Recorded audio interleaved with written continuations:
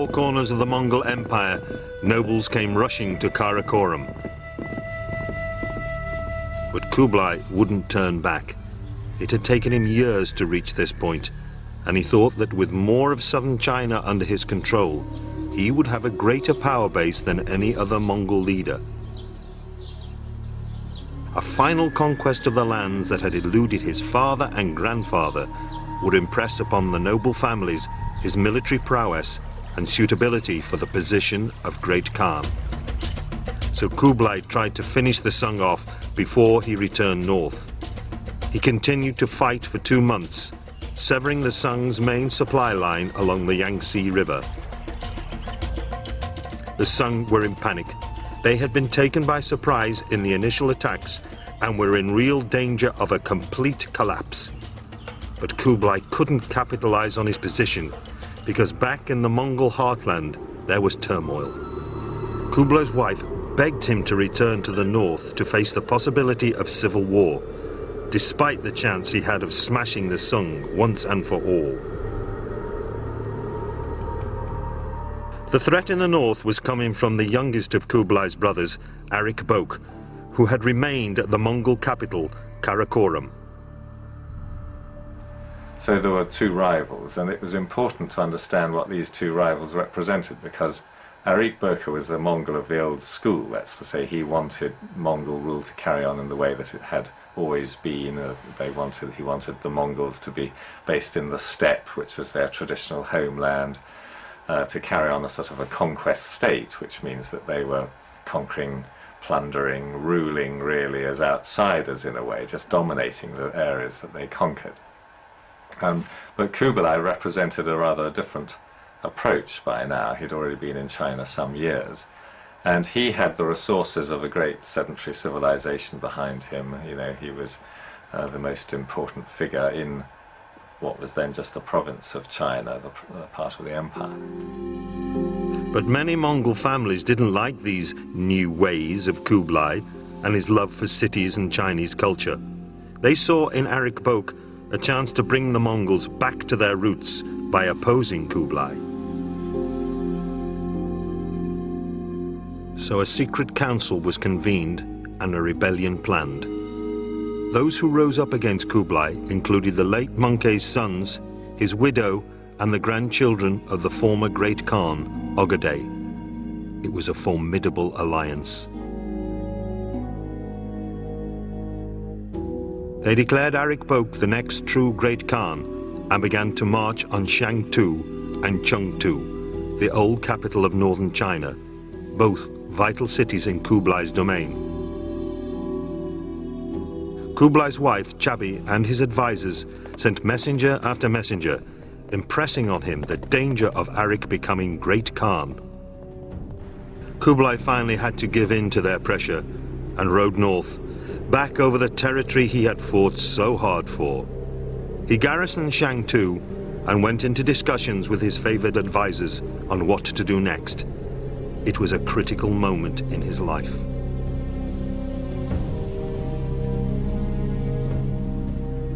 A great council was held at Shangtu, at which prince after prince stepped forward and spoke supporting him. Then his other brother, Heligu, who was in Persia, sent a fast rider carrying the vital news that he would back him. This was the news Kublai had been waiting for. Now he felt that he was better supported than his rival, Arik Bok, and on the 5th of May, 1260, he accepted the position of Great Khan, supreme ruler of the Mongol world. He was 44 years old and had just become the most powerful leader the world had ever seen. But with Arik Bok's supporters still pressing his claims as Great Khan, Kublai realized if he wanted to hold on to this position, he would have to fight his brother. His tactics for the war were simple but effective. Kublai cut off Karakoram's supply lines, leaving Arik Bok to starve. He then advanced on the Mongol capital with the full might of northern China behind him. Arik Bok headed southeast to meet him, and in 1261, the two armies clashed on the Chinese border. Arik Böke's forces were outmanned and outmaneuvered, and it soon became clear to him that they were no match for those of his brother.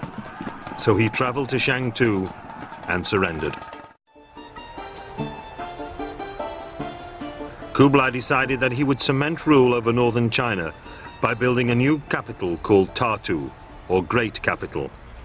The place he chose was on the site of the Beihai Park in modern-day Beijing. Work began in 1266, and it was to take 30,000 men 5 years to complete it. But while it was being built, Kublai's territorial expansion continued. By now he controlled the Mongolian heartland, and with northern China under his belt, he set his sights on the prize that had eluded the great Khans for generations, to conquer the Sung and unite China under a Mongol flag. But Kublai was a diplomat as well as a great warrior, and at first he tried wooing the Sung with promises of self-rule and prosperity under Mongol leadership. But his appeals fell on deaf ears. The Sung had no intention of submitting to a barbarian.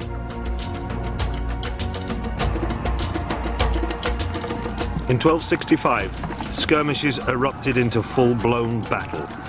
It was now that Kublai realized just how tough a challenge he had set himself.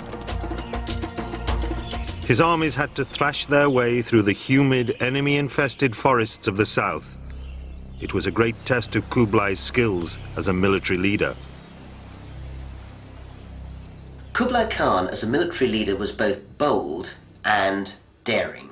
He was trying to put forward one of the greatest military actions that had been seen in history up to that time in the 1260s, which was to conquer the whole of southern China. In other words, a huge cultural heartland that held something like 50 million people.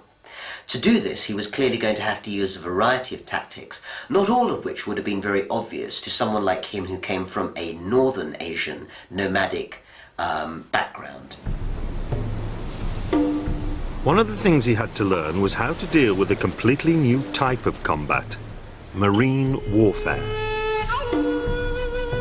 The Mongols had never been a seafaring race, but Kublai recognized that he would need a navy to stop the Sung from being able to supply its army from the South China Sea. Kublai's forces captured 150 Sung boats in a raid on the coastal town of Tiaoyushan. Using the captured ships, Kublai set about transforming the Mongols into a formidable naval power. It was this sort of bold innovation that set Kublai Khan apart as a leader. The Mongols took to battle on the waves with astonishing speed. By 1268, Kublai had himself a navy, and on land, his armies rampaged southwards, capturing town after town. By 1271, as Kublai's armies swept all before them, the construction of his grand capital was completed. The wall of Tartu was 20 miles in circumference and was split into two areas. The inner wall held Kublai's ornate imperial city. Inside the outer wall lived the officials and scholars of the court. The ordinary people lived beyond the outer wall. The Forbidden City, which was built later in the Ming dynasty, now stands on the site where Kublai wined and dined his court in lavish style. At Tartu, Kublai lived in the lap of luxury, with attendants and beautiful concubines on hand to service his every need. Following the traditions of Chinese rulers of the past, Kublai proclaimed himself emperor and founded a new dynasty, the Yuan dynasty. He chose the name Yuan as the name of his dynasty very cleverly. Traditionally, the Chinese had named their dynasties after a place or a town from where they originated. Now, Kublai did not do this. Obviously, if he had called it after Mongolia or a Mongol name, this would have annoyed, this would not have gone down well with the Chinese. They're very nationalistic. So he chose the word Yuan. Yuan in Chinese means origin. So it was a Chinese word. In addition to this, the word Yuan occurs in the I Ching, the Book of Changes.